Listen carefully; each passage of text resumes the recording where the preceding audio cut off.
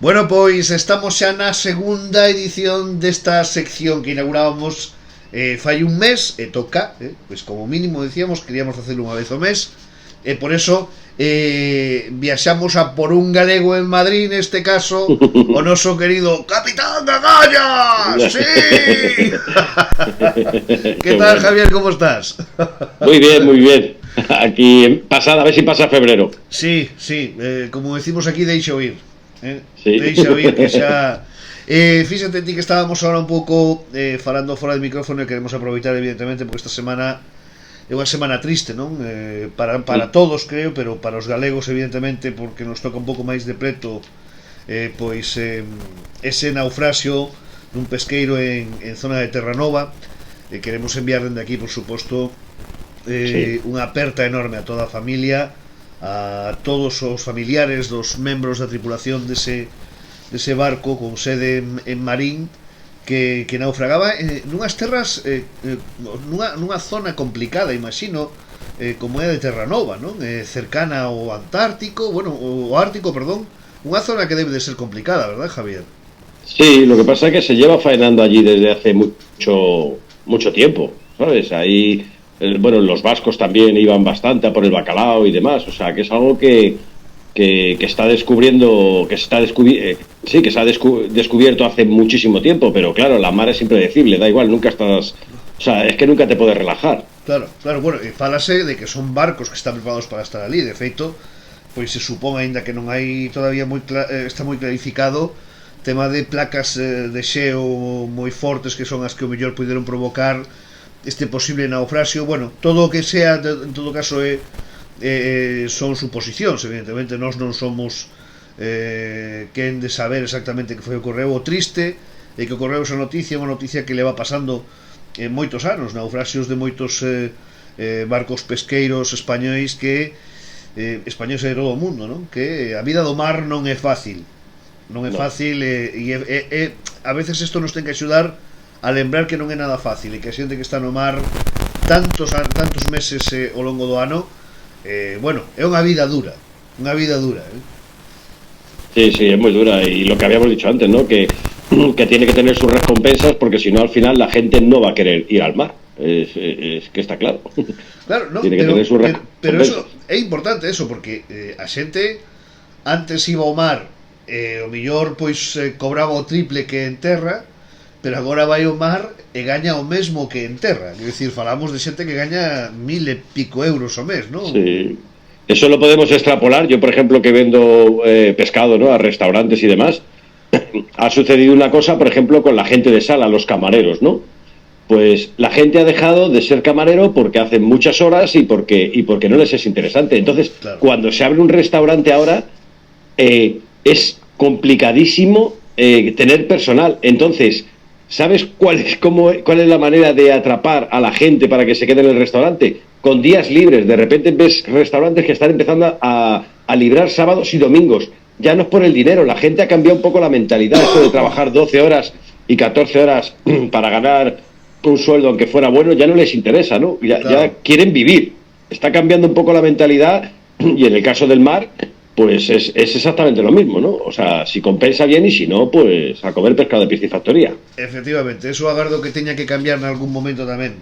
Bueno, en todo caso, estamos na nosa sección dende o fondo do mar. Hoxe imos a falar dende o fondo do mar e do río. Gustábame moito, querido Javier, o que falabas os días atrás sobre o mundo da anguila, da angula e da lamprea. Si che parece, imos a afondar un poquinho neso que contabas estes días atrás. Comezamos, che pareces, pola angula e pola anguila, ¿no? Porque hai unha relación directa, evidentemente. Contanos un poquinho.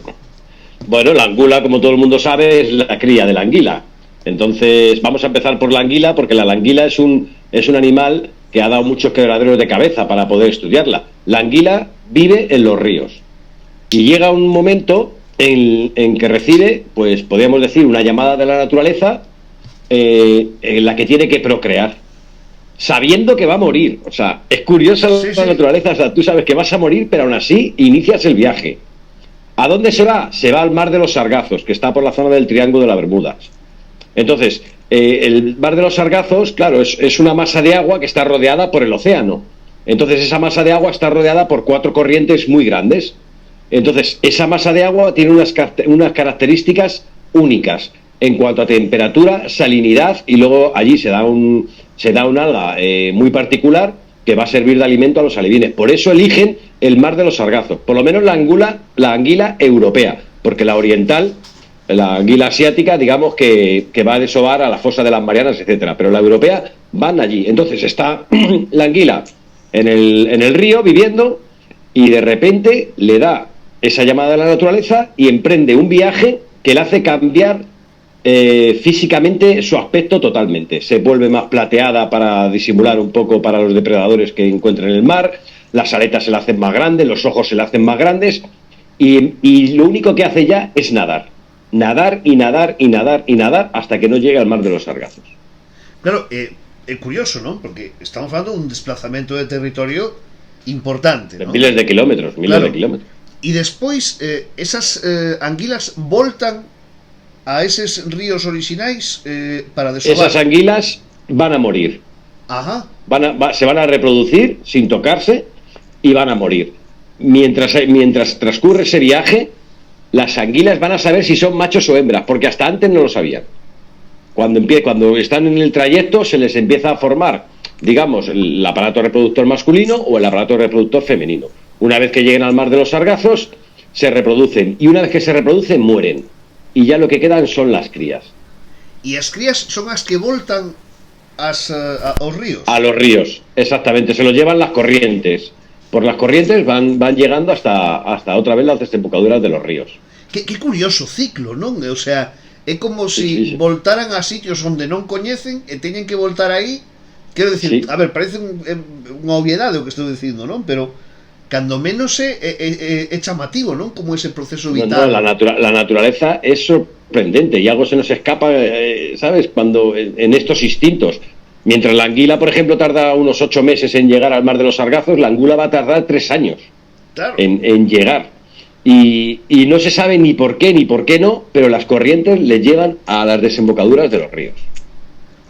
Me parece fascinante, de verdad, porque cuando luego. Eu descubrí por primeira vez a historia, xa uns cuantos anos, ¿no? Cando descubrín como era a vida das anguilas e as angulas, ¿no? E de onde salían as angulas.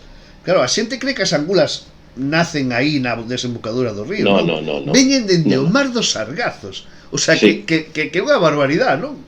Sí, es y además todos los años exactamente igual, ¿sabes? O sea, se repite y se repite y se repite. Pero sí es verdad que a mí me parece muy enigmático todo, ¿sabes? Muy enigmático por qué van allí, por qué vuelven, cómo sabes que tienen que volver. Bueno, de hecho, la anguila fue estudiada pues ya desde tiempos inmemoriales. Aristóteles, incluso gente anterior, Freud también, intentando encontrar el sexo masculino y femenino de las anguilas, que acabó un poco de los nervios. Sí. Y es un animal que siempre, porque en tiempos de Aristóteles se creía que nacía porque sí. O sea, no encontraban una explicación. Entonces dijeron, bueno, este animal nace porque sí. O sea, es increíble, ¿no? Y luego llega lo que es la angula, que es muy interesante, y la angula, digamos que ya entra en los ríos. Ahora se dice que la anguila que vive en el alto de los ríos es la femenina, y la que vive en las desembocaduras de los ríos son los masculinos. Ajá. Es lo que se dice ahora, ¿no? Entonces, una vez hablado de la angula, para no extendernos mucho, o sea, de la anguila, perdón, en la angula, ¿cuál es la mejor angula? La mejor angula sería la que se coge antes de que entre en el río. Esa sería la mejor angula. Y esa angula es absolutamente blanca si se cuece, es transparente, es absolutamente blanca. Una vez que entra en agua dulce, ya empieza a generar lo que se llama lomo negro. Claro, ¿no? ese lomiño que se ve efectivamente. Exactamente. Pero sin embargo, cuando en Madrid, por ejemplo, supongo que en los demás sitios igual, se pide angula con lomo negro.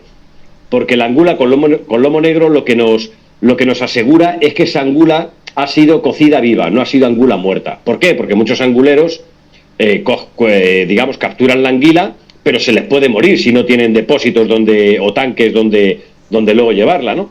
Entonces esa angula, pues la congelan, etcétera. ¿Qué pasa? Que vas a ver más pastosa, claro, que la que se ha cocido estando viva, ¿no?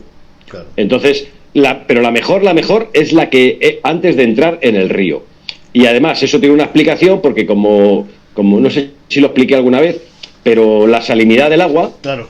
O sea, el pescado sabe pescado por la salinidad del agua, porque las células de los seres vivos viven con un 1% de sal, y como el agua de mar tiene un 3%, ese 2%, por lo menos los peces óseos, digamos que eliminan ese exceso de salinidad a través de aminoácidos que son fuentes del sabor. Mientras que en agua dulce, por ejemplo, no tienen por qué hacer eso, lógicamente. Por eso los pescados de agua dulce saben menos que los de agua salada. Entonces, por eso también tiene mucha razón que esa angula que está cogida antes de entrar a la desembocadura de los ríos sepa más que una vez que ya está en el río. Bueno, as angulas xa sabemos como se consumen. As anguilas aquí en Galicia teñen moita tradición, zonas como Castelo do Miño, onde se fan fritas, evidentemente, pero tamén se consume moito en empanada. Sí. Guisos de anguila tamén son elementos moi interesantes. Un peixe, a pesar de ser de río, moi rico. Sí. A verdade é que gastronómicamente falando é un peixe moi interesante, eso hai que yo he hecho los deberes y he preguntado, como yo estoy todo el día entre cocineros, y entonces he preguntado, he traído una chuleta porque no te creas que me lo sé del todo, y he preguntado con qué podría casar la angula, por ejemplo, ¿no? Entonces la angula me dicen que puede casar con cualquier cosa que sea grasa, porque a la hora de cocer va a perder mucha grasa. Claro. Y la anguila, sin embargo, va a casar, por ejemplo, con la acidez de la manzana, con vinagretas, dulce y picante, sobre todo si está asada. Va a casar con cualquier salsa que esté hecha de lácteo, tanto de yogur o de nata. Lo he preguntado y eso me han dicho.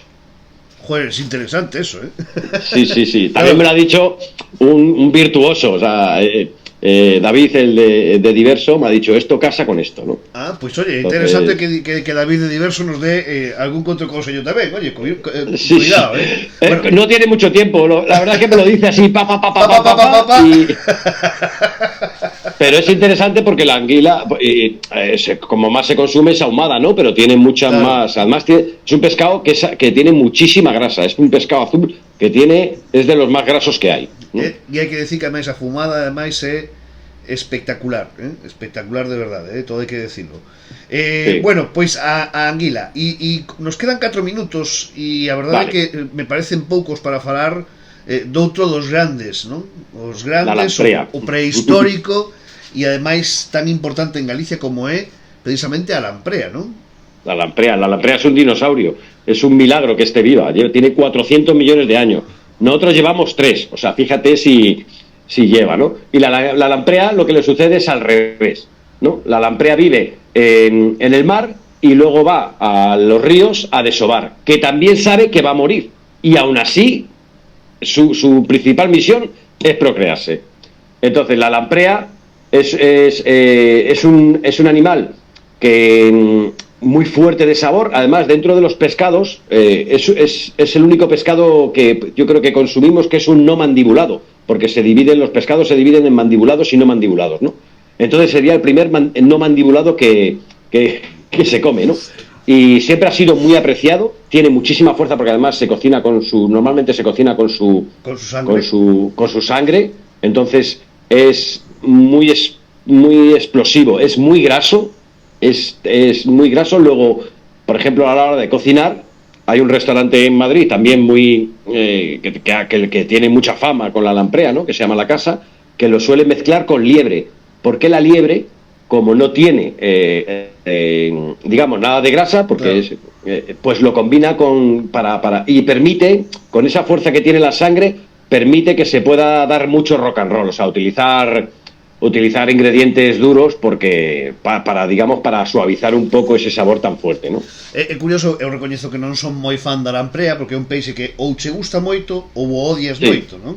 Pero é certo que Galicia casi é unha religión, hai lugares mesmo en Arbo, por exemplo, no que hai grupos de persoas, bandillas que se unen ese momento xusto do ano para ir a comer a lamprea, non? Quero decir, insisto, aquí Galicia ten casi unha religiosidade. É curioso, porque aparte da lamprea foi desaparecendo en moitos sitios por culpa dos embalses, non? Que foron os que foron